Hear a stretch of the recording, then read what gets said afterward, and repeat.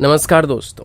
एक हफ्ते पहले ही तेजस से इजरायली ओरिजिन पाइथन 5 मिसाइल को टेस्ट किया गया था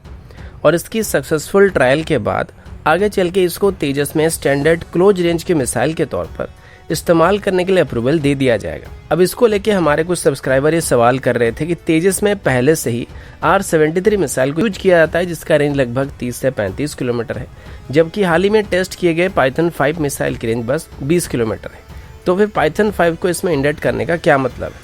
अब पाइथन 5 की बात करें तो ये एक 5th जनरेशन का क्लोज रेंज का मिसाइल है जिसकी काम करने के तरीके एक नॉर्मल इंफ्रारेड गाइडेड मिसाइल के मुकाबले थोड़े अलग होते हैं। अब नॉर्मली जो हीट सीकर मिसाइल होते हैं ये हीट सोर्स का पीछा करते हैं, यानी कि जब इनको लॉन्च किया जाता है तो तब ये अपने सामने एक हीट सोर्स को ढूंढने की कोशिश करते हैं। अब ये हीट सोर्स एयरक्राफ्ट की इंजन से निकलने वाली हीट हो सकती है या एयरक्राफ्ट की तरफ से ड्रॉप किए जा रहे फ्लेयर्स हो सकते हैं, जिस वजह से शुरुआती दौर में जब हीट सीकिंग मिसाइल को डेवलप किया गया था तो इसे लॉन्च करने से पहले दुश्मन की 6 o'clock पोजीशन में आना पड़ता था और उसके बाद जाके इसको लॉन्च करना पड़ता था। लेकिन फिर भी अगर दुश्मन फ्लेयर को लॉन्च करता था या फिर हाई जी टर्न्स को ले लेते थे तो उसके साथ ये मैच नहीं कर पाते थे। अब धीरे धीरे इंफ्रारेड गाइडेंस की जो टेक्नोलॉजी था वो बेहतर होता गया और इनको फ्रंटल एंगेजमेंट के दौरान भी सामने के पोजीशन से या साइड के पोजीशन से भी लॉन्च करने के लिए डिजाइन किया गया और इनकी हीट टैगिंग कैपेबिलिटी को काफी बेहतर बनाया गया। लेकिन फिर भी इनमें लूप होल मौजूद रहते हैं जिसका इस्तेमाल करके एयरक्राफ्ट इनको इवेट कर जाते हैं।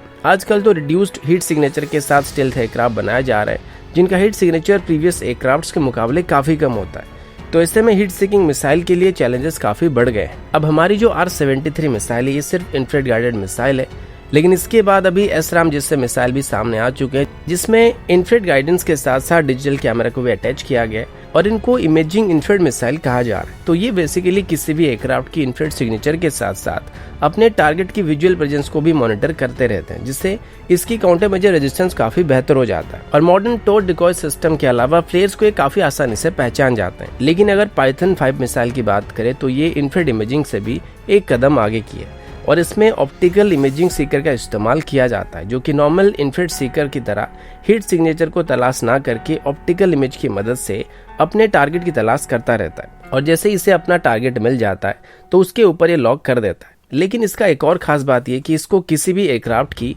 अलग अलग पार्ट को टारगेट करने के लिए प्रोग्राम किया जा सकता है, यानी कि हम इससे कॉकपिट को टारगेट कर सकते हैं, इंजन को टारगेट कर सकते हैं, विंग को टारगेट कर सकते हैं या फिर इसकी किसी और बॉडी पार्ट को टारगेट कर सकते हैं। तो ऐसे में फ्लेयर जैसे काउंटर मेजर सिस्टम से अपना लॉक नहीं खोते हैं और इससे लो ऑब्जर्वेबल एयरक्राफ्ट या यूएवीज को भी मार गिराने के लिए इस्तेमाल किया जा सकता है। और साथ ही एक हाई ऑफबोर्ड साइड मिसाइल है जो कि हमारी आज की टॉपिक का मेन पॉइंट है और अभी हम ऑफबोर्ड साइड मिसाइल्स के बारे में डिटेल में डिस्कशन करने वाले हैं। तो चलिए देर न करते हुए आज की वीडियो शुरू करते हैं। अब आगे बढ़ने से पहले इस वीडियो में जितने भी डॉग फाइट या मिसाइल की क्लिप्स आप सब देख रहे हैं इन सभी को ग्रोलिंग साइडवाइंडर की तरफ से हमारे साथ शेयर किया गया है और अगर आपको इस तरह की वीडियो देखना पसंद है तो आप उनकी चैनल को जाके चेक कर सकते हैं जहां पर आपको अलग अलग तरह के डॉग फाइट रिलेटेड वीडियोज या सिमुलेशन देखने को मिलने वाले हैं और उनकी चैनल का लिंक आपको डिस्क्रिप्शन में मिल जाएगा।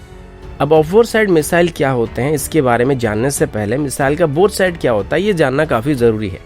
अगर आप किसी भी हीट सीकर मिसाइल को देखेंगे तो उसके सामने वाले पार्ट में आपको कुछ इस प्रकार के सेंसर दिखाई पड़ेंगे। अब ये मिसाइल के टाइप के हिसाब से अलग अलग टाइप के हो सकते हैं। अगर ये पुराने जनरेशन के मिसाइल होंगे तो इसमें आपको इंफ्रारेड सीकर देखने को मिलेगा और अगर ये मिसाइल लेटेस्ट जनरेशन के मिसाइल होंगे तो इनमें आपको इंफ्रारेड इमेजिंग सेंसर देखने को मिलने वाली है। अब इन दोनों की काम करने की तरीके लगभग सेम होता है लेकिन इनकी कैपेबिलिटी अलग अलग होता है, क्योंकि इंफ्रारेड गाइडेड मिसाइल को जब लॉन्च करने के लिए तैयार किया जाता है तो ये अपने सामने लगे सीकर की मदद से हीट सोर्स को ढूंढने की कोशिश करते हैं और इमेजिंग इंफ्रारेड सेंसर वाले मिसाइल हीट सोर्स के साथ साथ टारगेट की विजुअल अपीयरेंस को भी स्कैन करते रहते हैं। अब ऐसे में जिस मिसाइल का सीकर जितना वाइड एंगल को स्कैन कर सकता है वो उतनी बड़ी एरिया में अपने टारगेट को ढूंढ सकता है। अब उसी मिसाइल को अगर हम टॉप एंगल से देखेंगे तो उसकी सीकर की जो स्कैनिंग एंगल है वो आपको कुछ इस तरीके का दिखाई पड़ेगा। अब नॉर्मली यहाँ पर हम एक 2D में इसको देख रहे हैं तो ये हमको एक एंगल की तरह दिख रहा है, लेकिन असल में ये 3D में होता है और मिसाइल का जो बोर्ड साइड होता है वो कोनिकल सेक्शन में अपने सामने वाले एरिया को स्कैन करता रहता है। अब पहले के जो मिसाइल होते थे इनकी सीकर की कैपेबिलिटी लिमिटेड होती थी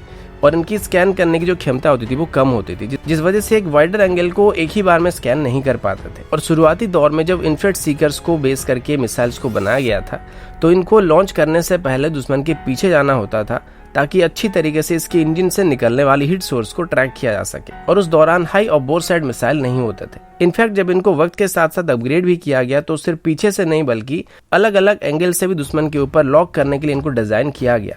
और सिर्फ इंजन से नहीं बल्कि एयरक्राफ्ट की अलग अलग पार्ट से भी निकलने वाली हीट सोर्स को ट्रैक करने के लिए इनको मॉडिफाई किया गया। लेकिन तब भी इनमें हाई ऑफबोर्ड कैपेबिलिटी नहीं दिया गया था। और इस कैटेगरी के अंदर जो मिसाइल थे उन मिसाइल्स को थर्ड जनरेशन की इंफ्रारेड गाइड मिसाइल कहा जाता था। लेकिन सबसे पहले रशिया की तरफ से R-73 मिसाइल को हाई और बोर साइड के साथ इंट्रोड्यूस किया गया था। इनको रशिया की तरफ से हेलमेट माउंटेड डिस्प्ले के साथ कंबाइन करके ऑपरेशनल किया गया, जिसमें शुरू से अमेरिकन पायलट को काफी नुकसान भी हुआ था, क्योंकि हाई और बोर साइड मिसाइल एक नॉर्मल इंफ्रारेड गाइडेड मिसाइल के मुकाबले एक वाइडर एंगल को एक ही बार में स्कैन कर सकते और वाइडर एंगल से लॉन्च किए जा सकते हैं। यानी कि इनका जो बोर साइड है वो एक ही बार में एक वाइडर एंगल को स्कैन कर सकता है। लेकिन इन मिसाइल में इसके अलावा भी कुछ और स्पेसिफिक चेंजेस किए जाते हैं। जैसे कि एक नॉर्मल इंफ्रारेड गाइडेड मिसाइल या थर्ड जनरेशन की मिसाइल की बात करें तो इसमें अगर एक वाइडर एंगल की बोर साइड को लगा दिया जाता है तो ये एक हाई और बोर साइड मिसाइल नहीं बन पाएगा। इसके लिए मिसाइल की कंस्ट्रक्शन में भी कुछ चेंजेस किए जाते हैं। वो सब जानने से पहले चलिए जानते हैं कि हाई और बोर साइड मिसाइल किस तरीके से इस्तेमाल किए जा सकते हैं। पहले डॉग फाइट के दौरान दुश्मन पर हीट सीकिंग मिसाइल को फायर करने के लिए हमें एयरक्राफ्ट की नोज सेक्शन को दुश्मन के एयरक्राफ्ट के साथ अलाइन करना होता था, ताकि मिसाइल का बोर साइड दुश्मन के एयरक्राफ्ट को ट्रैक कर पाए। और इनिशियल दौर में इनको पीछे से ही लॉन्च करना होता था, यानी कि ये सब करने के लिए हमको दुश्मन की 6 o'clock पोजीशन में आना पड़ता था। लेकिन इसके बाद धीरे धीरे इनको अपग्रेड किया गया और इसको किसी भी एंगल से फायर करने के लिए मॉडिफाई किया गया। लेकिन इसके बावजूद भी इसको फायर करने के लिए हमारी एयरक्राफ्ट की नोज सेक्शन को दुश्मन के एयरक्राफ्ट की तरफ अलाइन करना जरूरी होता था। लेकिन जब रशिया की तरफ से R-73 मिसाइल में हाई और बोर साइड लॉन्च पैरामीटर को इंट्रोड्यूस किया गया था और इससे हेलमेट माउंटेड डिस्प्ले के साथ कंबाइन किया गया था, तो ये डॉग फाइट की हिस्ट्री में एक बहुत बड़ा रिवोल्यूशन था, क्योंकि इसके लिए ये भी मायने नहीं रखता था कि दुश्मन का पोजीशन क्या है और दुश्मन के रिलेटिव हमारा पोजीशन क्या है। मतलब पहले दुश्मन पर मिसाइल को फायर करने के लिए हमें दुश्मन की तरफ अपने एयरक्राफ्ट की नोज सेक्शन को लाना पड़ता था, लेकिन अभी हेलमेट माउंटेड डिस्प्ले के साथ हम जिधर भी देखेंगे मिसाइल का बोर साइड उस लोकेशन को जाके ट्रैक कर सकता है और वहां पर मौजूद टारगेट को हम लॉक कर सकते हैं। ऐसे में भले ही हमारी एयरक्राफ्ट की पोजीशन दुश्मन के साथ पैरेलल हो, तो ऐसे में भी हम दुश्मन के ऊपर मिसाइल को लॉन्च कर सकते हैं और मिसाइल अपने आप ही हाई जी टर्न को लेने के बाद दुश्मन तक जाने वाला है। और इन्हीं हाई जी टर्न्स को लेने के लिए हाई और बोर साइड मिसाइल के अंदर कुछ स्पेसिफिक चेंजेस किए जाते हैं। जैसे कि अगर हेलमेट माउंटेड डिस्प्ले के साथ कोई हाई और बोर साइड मिसाइल को लॉन्च किया गया, तो मान लीजिए इसको अगर 40 डिग्री एंगल से लॉन्च किया गया, तो इनिशियली मिसाइल का थ्रस्टर थोड़ा स्लो चलने के लिए तैयार किया गया है, ताकि मिसाइल अपने टारगेट को ट्रैक करने के लिए उस डायरेक्शन में तेजी से मुड़ सके और उसके बाद ही धीरे धीरे स्पीड को पकड़ना चालू करेगा। ठीक वैसे जब हम किसी टर्निंग में मुड़ते दौरान पहले स्लो हो जाते हैं और उसके बाद स्पीड पकड़ना चालू करते हैं। ये मिसाइल डॉग फाइट के दौरान काफी इफेक्टिव रहते हैं और एक ही टर्न में सारा खेल खत्म हो जाता है। अगर आप DCS खेलते हैं तो आपको ये अच्छी तरीके से पता होगा। और जैसे जैसे टेक्नोलॉजी बेहतर बनता जा रहा है, वैसे वैसे हाई और बोर साइड की मिसाइल जो होते हैं वो और भी बेहतर बनते जा रहे हैं। और अभी तो 90 डिग्री के एंगल से भी लॉन्च करने के लिए इन मिसाइल को डेवलप किया जा चुका है। अगर आप इस इमेज को देख सकते हैं तो इसमें 2 एयरक्राफ्ट है जो कि मान लीजिए एक डॉग फाइट में सीजर पोजीशन में मौजूद है और एक दूसरे के ऊपर लॉन्च ऑथोरिटी हासिल करने की कोशिश कर रहे हैं। लेकिन ऐसे में अगर किसी एक एयरक्राफ्ट के पास हाई और बोर साइड मिसाइल मौजूद होगा तो वो आसानी के साथ दूसरे एयरक्राफ्ट के ऊपर मिसाइल को फायर कर सकता है। R-73 मिसाइल की लेटेस्ट वेरिएंट में 75 डिग्री तक एंगल से इसको फायर किया जा सकता है। और पाइथन 5 की बात करें तो ये बताया जाता है कि ये मिसाइल एक 360 डिग्री का स्पाइरल टर्न लेके भी अपने टारगेट का पीछा कर सकता है और ये 180 डिग्री के एंगल से भी टारगेट को ट्रैक कर सकता है। यानी कि अगर दुश्मन आपके पीछे भी हो और आप हेलमेट माउंटेड डिस्प्ले के साथ दुश्मन को देख पा रहे हैं, तब भी आप इसको लॉन्च कर सकते हैं और एक फुल टर्न को लेने के बाद अपने टारगेट को हिट करने वाला है।